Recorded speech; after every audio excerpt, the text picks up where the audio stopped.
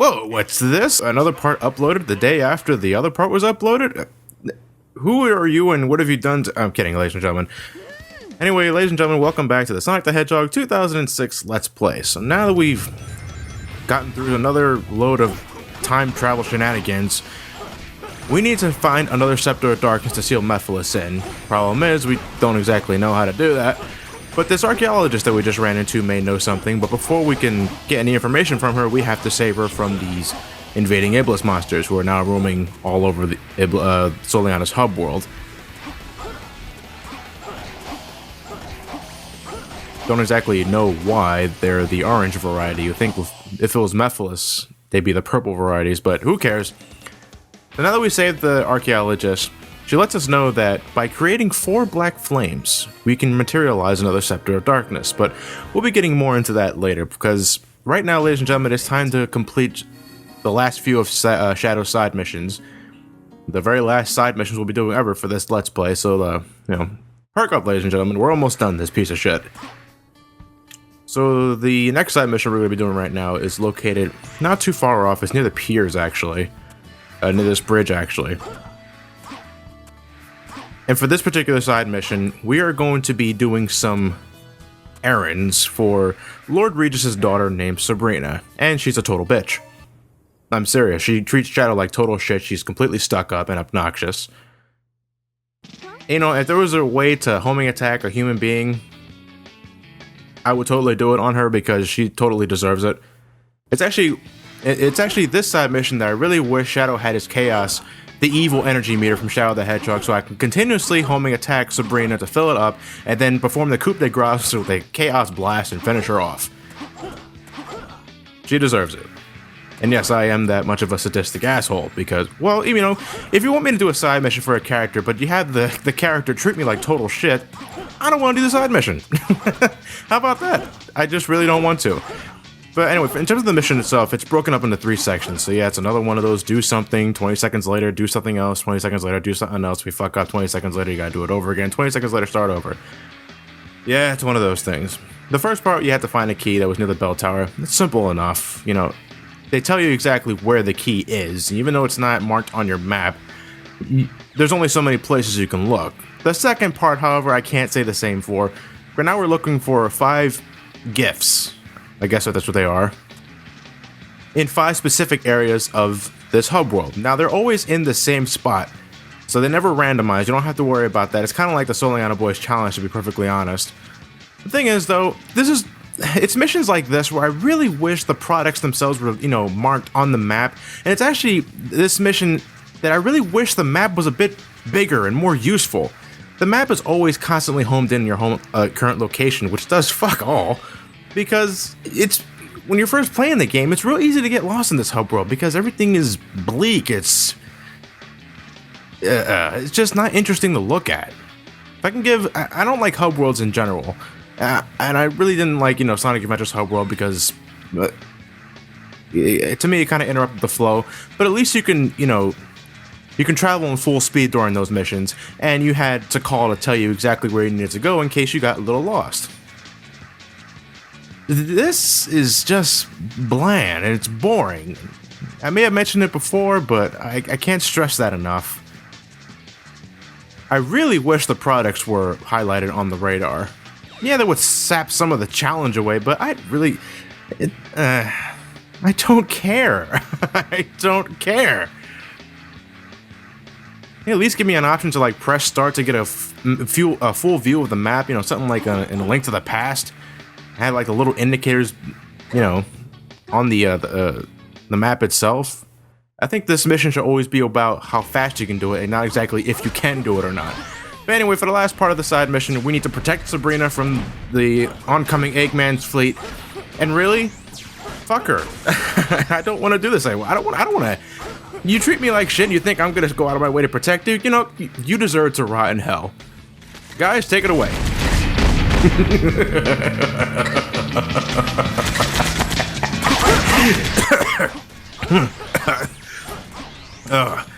I can't do that evil laugh anymore. Okay, so all kidding aside, we have to save Sabrina because if her meter goes down, you gotta do the entire side mission over again. So, you know, just continuously mash the A button, get rid of all the robots, and that'll be the end of the mission. You stuck up, bitch. Should let you... No, just have... Anyway. I think something went down the wrong tunnel when I was doing that laugh. Perfect. Anyway, but with that said, ladies and gentlemen, we are now nearing the end of Shadow Side Mission Fiasco. Could have worded that better, but anyway. For the final side mission in Shadow's playthrough, we have Herman. That's totally not a... Nah, shut up. Anyway, Herman wants you to test your strength by going through rings. Because that's such a great way to test someone else's strength, is whether or not you can go through rings or not. But you guys know the deal. We've already done this millions of times already. And now it's Shadow's turn. Just go through the rings. It's really not that hard at all. Once you try through a certain set of rings, another set will materialize, and usually a spring will be there to guide you. So, again, this is one of those, it's just a matter of how fast you can do it in order to get a better rank. You try not to fall off the rooftops, though, and you know how jerky the camera can get when you're standing on the tip of the roof there, so be careful with that, too. It's very easy to get disoriented when you're on top of these rooftops. I gotta say, for Shadow's last side mission, this is disappointingly easy. Not that I want things to be, extremely frustrating as well, but you'd think there'd be more to it. But then again, this doesn't have to be the last side mission. For all you know, you could do Sabrina's side mission last, and, well, I wouldn't blame you, but... For this LP, I decided to do that, Herman's strength mission last. And that's it, ladies and gentlemen, that's the end of Shadow... Hey, asshole, you're in the way of the titles. Get out of the way. What the fuck is the matter? What happened to the guy on the right? Such a wonderful, wonderful... no, I'm not even gonna use sarcasm for that. Okay, ladies and gentlemen, that is the very last side mission for Shadow the Hedgehog story. From now on, it's strictly going from level to level. Alright, we're almost done here, guys. So now we need to materialize a new Scepter of Darkness. So how do we do that exactly? Well, it's pretty simple. Well, assuming you already know what to do, which I do. These 4 pillars here can be lit up with Shadow's Chaos Spear, the black flames as you can see. Once all 4 are lit up, the Scepter of Darkness materializes and you can collect it and go on to the next level, which is Wave Ocean. Take it away, Gun Guard. Agent Shadow, E123 Omega has engaged Mephiles. Head to the Wave Ocean, head to Wave Ocean. Agent Shadow, E123 Omega has engaged Mephiles. Head to Wave Ocean immediately. Dear God.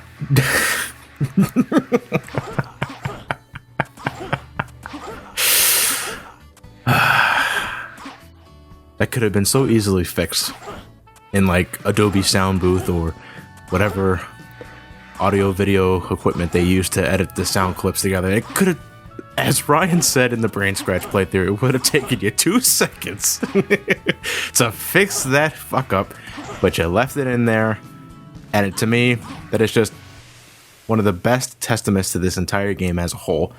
You know, from Shadow the Hedgehogs, that alone is insufficient to... I don't know what else, but that right there is... To my knowledge, no other game in the series fucks up as bad as that in terms of script reading. But anyway, ladies and gentlemen, now we're at Wave Ocean with Shadow the Hedgehog, and it begins with another hang gliding sequence, and this is actually Shadow's last hang gliding sequence, and because of that, it's the longest one. But it's not really dangerous though. So, you know, hold down the A button to accelerate the hang glider. You should be just fine. Just constantly mash down the L and R triggers too to constantly shoot a plethora of missiles, and nothing should get in your way. Nothing should ever damage you severely. This is, I believe this is Sonic's Mach Speed sectional. We're going through it backwards. So, why not?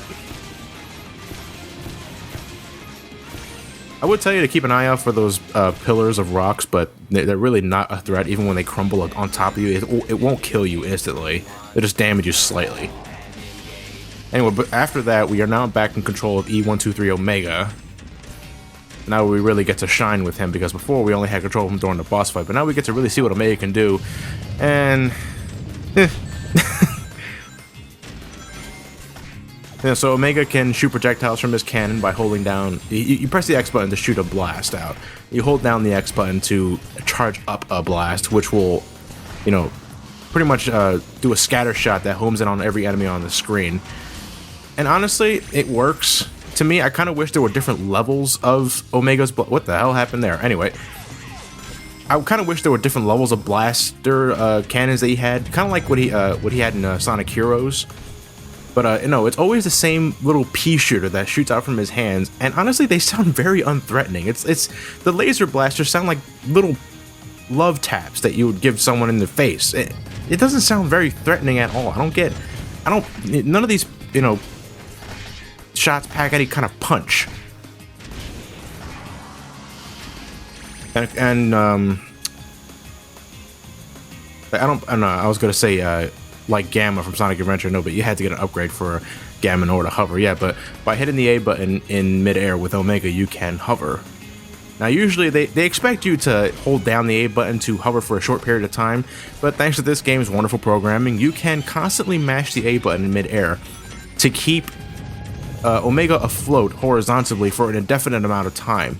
And because of that, it's very easy to jump from a high altitude and constantly mash the A button to have Omega fly over most, you know, environmental objects. It's very easy to break levels with that. And I think I might show that off later during an extra part of this video called Hunch. The final part of Wave Ocean is this is definitely the longest part of the game, the stage I should say, because now we're pretty much in like on a wide open sandbox area. And our goal is to find this switch to get the gate open. Now obviously in your first playthrough it's kind of a pain in the ass, to be perfectly honest, but again, since this LP, I'm going through the bullshit for you guys. I'm going to show you exactly what you need to do in order to clear this level as fast as you can. What you're doing is you're looking for that, you know, that column of rocks there that we just destroyed, which leads into this inner cave area. You flick the switch and now the gate is open. If I would stop homing attacking on the switch for a second, I will show you where to go next. Honestly, I really wish that motorcycle was in this part. I think it would have made a little more. I think it would have made the level a little more fun. It's not. We have to rely on Shadow's feet, which is not exactly fast to begin with. And for the final part of Wave Ocean, we're doing one more vehicle section. So now we're taking control of that wonderful hover craft again. Well, it's not here exactly, but we are close to it. If you guys remember how much I love the hovercraft section in Kingdom Valley, it's pretty much the exact same thing, only thankfully we don't have to worry about any stone castle towers falling on top of us thanks to that horrible, horrible camera. And that is actually one thing you can do with the hovercraft. By double tapping the A button while you're riding it, Shadow will jump in there. For fuck's sake. Anyway, by double tapping the A button while Shadow's in midair, Shadow will jump. And you can hold down the A button to fall down very, very slowly. But Jesus Christ, these things are very hollow. You think they're made of solid rock, but no, you just love tapping them and they fall down like Jenga pieces. But the last section of this is really not that hard at all. You're just roaming around endlessly you're just roaming around endlessly looking for the gold ring. And there's barely any hazards here. In fact, just by looking, you know, there it is. That's the end of Wave Ocean, ladies and gentlemen. And now we're on to the very last.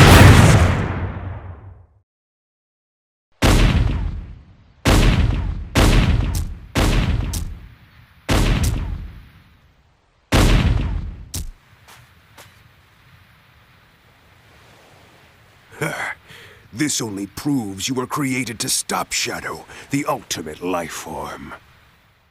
Don't tell me you didn't know. You may have been programmed by humanity, but what you did to Shadow in the future, that was your...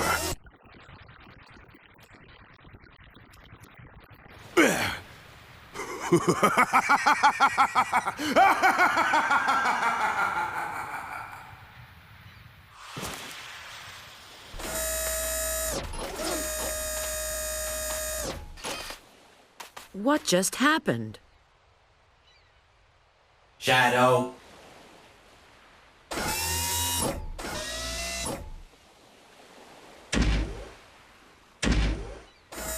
The one that defeats and seals you in the future is me.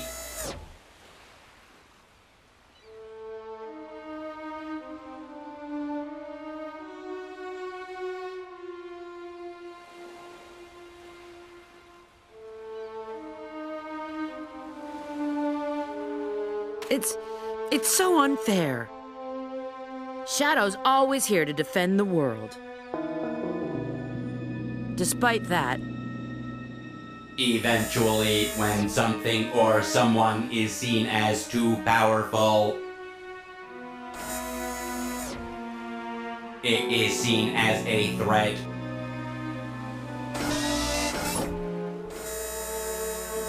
And then the world becomes its enemy. And with that logic, you'd think everybody in the whole world would be against Sonic at this point, but heh. Shadow? Even if you believe everyone in the world will be against you,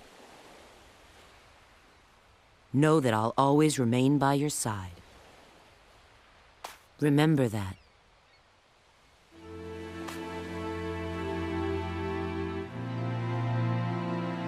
I will.